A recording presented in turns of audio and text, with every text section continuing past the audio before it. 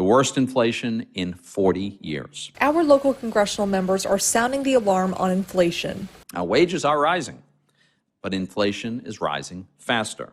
And that means workers are falling further and further behind in the Biden economy. On Thursday, the Bureau of Labor Statistics says inflation rose to 7.5% in the past 12 months, one of the sharpest increases in nearly 40 years. Economists say the high inflation could be caused by our economy recovering from the pandemic, combining troubles with the supply chain, keeping goods in short supply, which is pushing up the prices, making things like gas, groceries, and rent more expensive. Local Republican congressional reps are blaming the Biden administration for the inflation issues. Congressman Mike Kelly says in part, by spending trillions of dollars when the economy was already recovering from the pandemic, the Biden administration's economic policies are making inflation even worse. We're dealing with inflation because of the disastrous policies of the Biden administration from day one.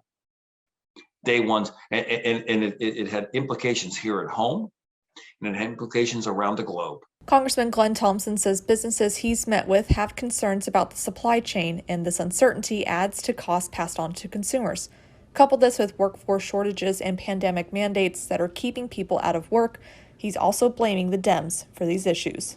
Democratic Senator Bob Casey says families need relief now, calling on Congress to expand the child tax credit and make investments in universal pre-K, saying inflation is a global challenge, but the federal government has the ability and responsibility to shield American families from the worst of it by lowering costs. Economists predict these inflation rates could stay up for a while. In Washington, D.C., Rachel Knapp reporting.